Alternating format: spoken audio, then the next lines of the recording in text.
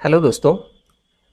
आज हम प्रश्नावली 2.2 के भाग 1 में टोटल 7 क्वेश्चंस को सॉल्व करेंगे। तो प्रश्नों को हल करने से पहले एक रिक्वेस्ट है आप लोगों से, जिन्होंने अभी तक चैनल को सब्सक्राइब नहीं किया है वो सब्सक्राइब ज़रूर से करें और ज़्यादा से ज़्यादा शेयर करें, क्योंकि जितने एक्सपेक्टेड हैं अभी तक सब्सक्राइबर तो उतने मिले नहीं हैं। तो अब वीडियो बनाने में मेहनत लगती है और अपलोड करने में भी, तो भी मैं कोशिश करता हूँ जल्दी से जल्दी अपलोड करने की। तो आप लोग अगर सब्सक्राइब करेंगे तो मुझे मोटिवेशन मिलेगा जल्दी से जल्दी वीडियोस अपलोड करने के लिए। तो चलिए अब बढ़ते हैं क्वेश्चन की तरफ। तो पहला क्वेश्चन है, यदि p x is equal to x square minus 2√x+1 है तब पी 2√2 का मान ज्ञात कीजिए। अब एक बात और, अगर आप लोगों को किसी और बुक के सॉल्यूशंस चाहिए तो वो भी आप लोग बता दीजिए, कमेंट में आप लोग बता सकते हैं, तो मैं उसे अपलोड करूँगा उस बुक से, ठीक है, नए सिलेबस के हिसाब से। अब मुझे जहाँ तक पता है अरिहंत प्रकाशन के लिए अभी फ़िलहाल में न्यू सिलेबस से कोई भी अपलोड नहीं कर रहा है, तो आप लोग प्लीज़ ज़्यादा से ज़्यादा सब्सक्राइब करिए, ठीक है। तो चलिए क्वेश्चन को सॉल्व करते हैं। अब यहाँ p x is equal to x square minus 2√2x+1 दिया है और हमें इसका मान ज्ञात करना है। तो क्या करेंगे हम, तब p का मान क्या हो जाएगा, p 2√2 is equal to x की जगह हमें क्या रख देना है, 2√2 रख देना है, बस इतना ही करना है। इसका स्क्वायर माइनस 2√2 इंटू यहाँ एक्स की जगह फिर क्या रख देना है, 2√2 यही रखना है, +1। अब इसे सिंप्लीफाई करते हैं तो यहाँ 2 का वर्ग 4 और √2 का अगर स्क्वायर करते हैं तो रूट हट जाता है, फिर क्या बचता है 2। इसी प्रकार से यहाँ 2 दूनी 4 और 2 का √2 का अगर √2 में मल्टीप्लाई हुआ तो कितना हो जाएगा, रूट हट जाएगा और 2 +1, कितना हो गया, 4 दूनी 8 माइनस 8 +1। अब यहाँ प्लस में 8 है और माइनस में 8 है तो इससे ये कैंसिल हो जाएगा, कितना बच जाएगा 1। तो हमें p 2√2 बराबर क्या मिल गया, बराबर 1, ठीक है। तो ये इसका उत्तर हो गया। चलिए अब अगला प्रश्न देखते हैं। अब चलिए दूसरा प्रश्न देख लेते हैं। यदि f x is equal to x minus 9 है तब f x minus f minus x की वैल्यू ज्ञात करनी है। तो यहाँ एफ एक्स की जगह में क्या रखना है, एक्स माइनस 9 रखना है। अब देखिए यहाँ एफ माइनस एक्स है तो हम सीधे क्या लिखेंगे, इसे ब्रैकेट में माइनस शुरू में लगा देंगे, फिर एक्स माइनस 9 लिख देंगे, हो गया। फिर एक्स माइनस 9 माइनस माइनस का प्लस एक्स और माइनस माइनस का +9। अब यहाँ -9 है और यहाँ +9 है, इससे ये कैंसिल हो जाएगा और 2 बार x है तो कितना हो गया, प्लस में है तो 2x, ये इसका आंसर हो गया, ठीक।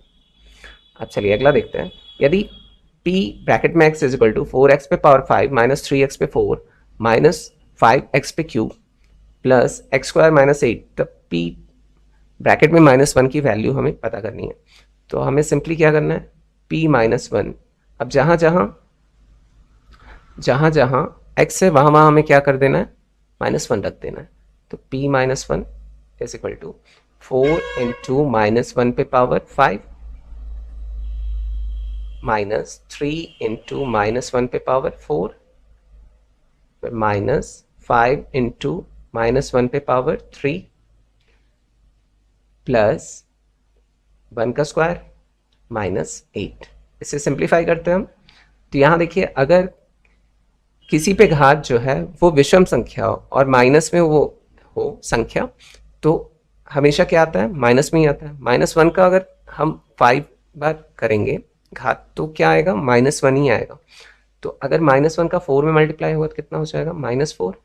अब यहाँ सम संख्या है, घात जो है वो सम संख्या है, तो ये माइनस का प्लस हो जाएगा। तो यहाँ प्लस और यहाँ माइनस, फिर भी ये माइनस ही हो जाएगा। 3 1 सा 3, एक पे चाहे जितनी घात वो हमेशा क्या होता है, एक ही होता है। लेकिन हमें अगर ऋण में दिया है तो चेक करना पड़ेगा घात जो है वो विषम है या सम है, ठीक है। अब यहाँ विषम घात है तो ये ऋण का ऋण ही रहेगा, ऋण और ऋण का गुणा कितना हो जाएगा, धन, और 5 एकम 5। फिर यहाँ 1 का स्क्वायर तो ये प्लस में ही, तो कोई दिक्कत ही नहीं है, +1 -8। अब माइनस माइनस वालों को जोड़ लेंगे और प्लस प्लस वालों को जोड़ लेंगे अलग से। तो -4 और -3 और -8 तीनों जुड़ जाएंगे, सेम साइन है। तो 7 और 8 जुड़ के कितना आ गया, -15। और यहाँ कितना है, +5 और +1, तो ये कितना आ गया, +6।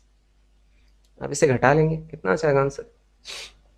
-15 में से अगर 6 निकाला तो -9, तो p -1 इक्वल टू कितना मिल गया मुझे? -9। बस यही करना था। अब चलिए अगला प्रश्न देखते हैं। यदि qx is equal to x cube plus 3x² plus 3x plus 1, तब q -2 प्लस q -3 और q 1/2 का मान ज्ञात करना है। अब इसे हम अलग अलग ज्ञात कर लेते हैं। पहले q -2 का मान ज्ञात कर लेते हैं, फिर q -3 का मान ज्ञात कर लेते हैं, फिर q 1/2 का मान ज्ञात कर लेते हैं, फिर इसमें रख देंगे तो आंसर हमें मिल जाएगा। तो चलिए सबसे पहला काम हम क्या करें,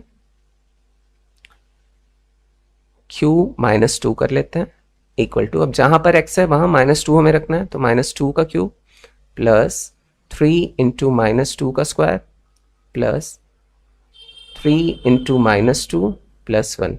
देखते हैं क्या आता है। -2 पे क्यूब, ये विषम घात है मतलब माइनस बना रहेगा, और 2 पे घाते 3 कितना होता है? 8, तो -8 आ गया। अब यहाँ -2 का अगर स्क्वायर कर रहे हैं, ये सम घात है तो ये माइनस का प्लस हो जाएगा, और 2 दूनी 4, 4 3 12 है ना, तो +12 यहाँ पर आ गया। और इसके बाद प्लस और माइनस, माइनस हो जाएगा, 3 दूनी 6, और यहाँ +1 दिया हुआ है। अब माइनस माइनस वालों को जोड़ लेंगे, यहाँ माइनस है यहाँ माइनस है, सेम साइन है, 12 है और यहाँ 1 है, कितना आ जाएगा? 13, और माइनस माइनस भी जुड़ेगा तो -14 हो जाएगा। इसका कितना आ गया उत्तर? -14 में से अगर 13 निकाला तो कितना आ गया? -1। तो q -2 इज इक्वल टू कितना मिल गया? -1, मतलब यहाँ पर हम -1 रख सकते हैं। अब q -3 निकाल लेते हैं, तो q -3 इज इक्वल टू कितना हो जाएगा? अब जहाँ पर x है वहाँ -3 रखना है हमें, तो -3 का क्यूब प्लस 3 इंटू -3 का स्क्वायर प्लस 3 इंटू -3 प्लस 1, तो 3 3 सा 9 3 सा 27 होता है, माइनस बना रहेगा क्योंकि विषम घात है, तो -27 प्लस -3 का अगर स्क्वायर किया तो +9 हो जाएगा ना, क्योंकि सम घात है, तो 9 3 सा 27, तो इतना आ गया। और 3 3 सा 9, यहाँ माइनस आ जाएगा, -9 +1। अब -27 है +27 है, इससे ये कैंसिल हो गया। -8 में से अगर 1 को निकाला तो कितना बच गया? -8, तो ये मिल गया हमें q -3। q -3 की जगह -8 रखना है हमें। फिर लास्ट वाला निकालते हैं, q 1/2। अब जहाँ पर x है वहाँ क्या रखना है हमें? 1/2 रखना है, तो 1/2 का क्यूब प्लस 3 इंटू 1/2 का स्क्वायर प्लस 3 इंटू 1/2 प्लस 1। अब इसको अगर वर्क करें तो एक क्यूब करें तो एक का क्यूब एक ही होगा, और 2 का क्यूब कितना हो जाएगा? 8। और इसी प्रकार से यहाँ 2 का स्क्वायर जो है वो 4 हो जाएगा, और 3 का गुणा ऊपर हो जाएगा। 1 का स्क्वायर तो एक ही होता है, तो 3 एकम 3 ऊपर आ गया, और नीचे कितना आ गया? 2 दूनी 4 प्लस 3 एकम 3 ऊपर आ गया, और नीचे कितना है? 2 प्लस 1। अब जिस प्रकार से हम भिन्नों को हल करते हैं वैसे ही करेंगे। इन चारों का एलसीएम लें हम तो 8 मिल जाएगा। ठीक, 8 एकम 1, फिर 1 एकम 1 हो गया, फिर 4 दूनी 8, 2 3 6 प्लस 2 चौक 8, 4 3 12 प्लस इसके नीचे कुछ नहीं है तो 1 है, 1 अट्ठे 8 और 8 एकम 8 यहाँ आ गया। अब इसे और सॉल्व करें हम तो ये कितना आ जाएगा? 6 1 7 और 7 8 15 और 12 27, 27/8 आ जाएगा। तो ये हमें किसका मान मिल गया? q पे 1/2 का मान मिल गया। अब इसे हम इसी में रख देंगे। अब q -2 plus q -3 plus q 1/2 is equal to कितना हो जाएगा? इसका मान कितना आया है? -1, फिर प्लस है, प्लस माइनस का माइनस ही होना है, -8 डायरेक्ट रख देते हैं, फिर यहाँ कितना है? +27/8। अब इसे सरल कर लेंगे। अब इन तीनों का चाहे एलसीएम ले लें, चाहे अलग, चाहे जैसे सॉल्व करें, आंसर वही आना है। यहाँ चलिए -1 और -8 को जोड़ लिया, कितना हो गया? -9 प्लस 27/8, 8 9 72, तो -72 प्लस 27/8, इसे और सरल कर लें तो 72 में से अगर 27 को निकालो तो कितना आ गया, -45/8। ये हो गया उत्तर, और यही उत्तर हमें याद करना था। तो होप आप लोगों को समझ में आया होगा ये क्वेश्चन। चलिए अब अगला प्रश्न देखते हैं।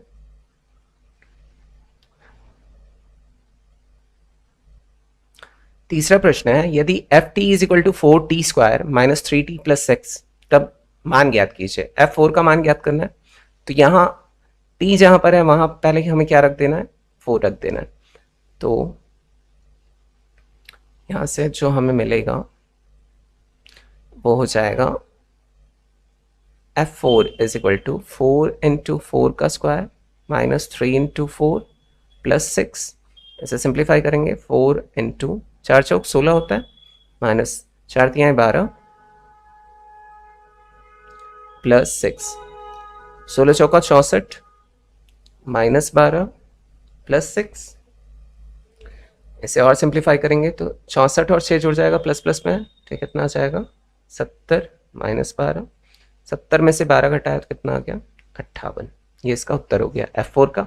अब f -5 का निकालते हैं, तो f -5 इज इक्वल टू कितना हो जाएगा, जहाँ पर t है वहाँ -5 रखना है, तो 4 इंटू -5 का स्क्वायर माइनस 3 इंटू -5 प्लस 6, और सिंप्लीफाई करते हैं तो -5 का स्क्वायर कितना हो जाएगा 25, क्योंकि सम घात है ना, तो यहाँ 4 गुणित 25 हो गया, माइनस माइनस माइनस का प्लस हो जाएगा, यहाँ भी माइनस यहाँ भी माइनस, तो प्लस 5 15 प्लस 6, 25 चौका 100 प्लस 15 प्लस 6, 15 6 कितना होता है 21, और 100 में अगर उसे जोड़ दिया तो कितना आ जाएगा 121। बस हो गया इसका भी उत्तर। अब चलिए अगला प्रश्न देखते हैं। अब चलिए चौथा प्रश्न देखते हैं, किसी त्रिघातीय बहुपद में कितने शून्यक हो सकते हैं। अब त्रिघातीय बहुपद मतलब चर की जो अधिकतम घात है वो 3 होनी चाहिए, जैसे x पे 3 प्लस x² प्लस 4, एक मान लीजिए मैंने बहुपद ले लिया। अब इसके शून्य कितने प्राप्त होंगे, जो चर की अधिकतम घात होगी उतने ही उसके शून्य हो जाएंगे। ये मैं पहले के वीडियो में भी बता चुका हूं आप लोगों को। तो त्रिघातीय बहुपद के कितने शून्यक हो गए, जितनी अधिकतम घात होगी उतने ही शून्यक हो जाएंगे, तो 3 शून्यक होंगे, 3 शून्यक होंगे। अब इसका अगला प्रश्न है, किसी शून्य बहुपद के कितने शून्यक हो सकते हैं। शून्य बहुपद मतलब क्या, मतलब वो बहुपद है ही नहीं, उसकी जगह शून्य है, ठीक, एकदम शून्य है, कुछ भी नहीं है बहुपद की जगह। अब इसकी अगर शून्य किसे कहते हैं, चर का वह मान जो उस बहुपद को क्या कर दे, शून्य कर दे। अगर मान लीजिए यहाँ x लेता हूँ, x पे पावर कुछ भी ले लूँ, 1 ले लूँ, 2 ले लूँ, 4 ले लूँ, चलिए 5 ले लेता हूँ यहाँ पे, ठीक है, इसे 5 ले लिया। अब x का वह मान जो इसे शून्य कर दे, तो x चाहे 1 आए, 2 आए, 3 आए, 4 आए, अनंत तक आए, तो ये क्या हो जाएगा, शून्य ही तो रहेगा, क्योंकि शून्य बहुपद है। शून्य से अगर किसी भी नंबर का गुणा होता है, किसी भी चर राशि या अचर राशि का गुणा होता है, तो वो शून्य ही हो जाता है। तो मतलब इसके शून्य कितने हो सकते हैं, अनंत हो जाएंगे, ठीक है, अनंत शून्य होंगे।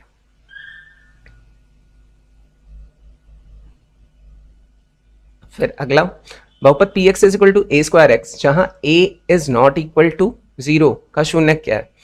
अब अगर a बराबर 0 नहीं हो सकता है, हमें px बराबर 0 लाना है, लेकिन a बराबर 0 नहीं हो सकता है, तो क्या कर सकते हैं, x बराबर तो 0 ले सकते हैं, तो a² इंटू 0 कर दिया तो क्या हो जाएगा 0। शून्यक मतलब जो बहुपद को शून्य कर दे, तो px इज इक्वल टू कितना मिल गया हमें, शून्य, जब हमने x बराबर 0 लिया तब, ठीक है, तो ये इसका उत्तर हो गया, सिंपल है। तो चलिए अगला देखते हैं और आखिरी आज का प्रश्न, निम्नलिखित बहुपदों के शून्य ज्ञात कीजिए। अब हमें शून्य ज्ञात करना है, मतलब 4 - 3x इज इक्वल टू 0 हमें मिलना चाहिए, है ना। बहुपद को शून्य कर दे, ऐसा मान हमें x की वैल्यू निकालनी है।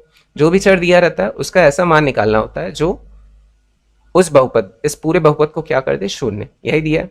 तो -3x को यहीं रखते हैं, चर को यहीं रखते हैं और अचर राशि को इधर ले जाते हैं, तो ये इधर आके कितना हो जाएगा -4। 0 में अगर किसी भी नंबर को जोड़े या घटाएं वो नंबर वही बना रहता है। अब इधर भी माइनस है, इधर भी माइनस है, तो ये दोनों कितना हो जाएगा प्लस। तो x इज इक्वल टू कितना मिल गया मुझे, 4/3।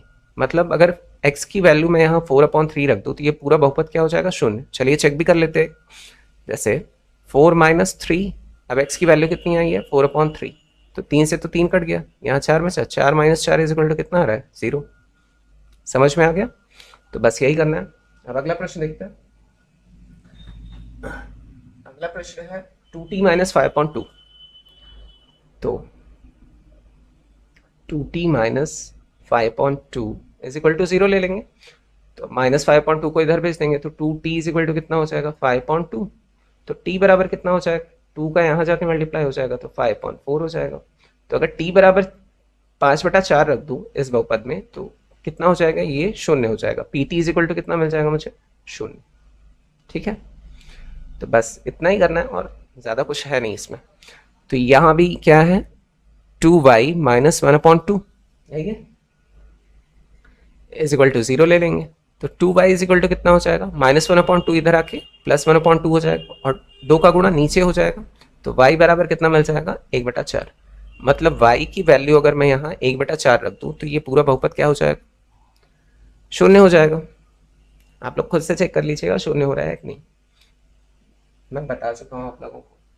अब चलिए इसका लास्ट क्वेश्चन देख लेते हैं। यहाँ z/2 है, -3 इज इक्वल टू 0, तो z/2 इज इक्वल टू कितना हो जाएगा -3 इधर आके +3 हो जाएगा और 2 का गुणा इधर हो जाएगा, तो z इज इक्वल टू 6। तो 6 का मान अगर मैं यहाँ z का मान अगर 6 रख दूँ यहाँ पर तो मुझे क्या मिल जाएगा 0। मतलब ये बहुपद जो है वो 0 हो जाएगा। ठीक है, मतलब rz इज इक्वल टू 0 ये मिल जाएगा। तो आज के लिए बस इतना है। इसके नेक्स्ट पार्ट में मैं क्वेश्चन नंबर 8 और 9 जो कि आखिरी क्वेश्चन है इसके, तो वो हल कर दूंगा। तो चलिए मिलते हैं फिर नेक्स्ट वीडियो में। Thanks for watching video, take care, bye bye.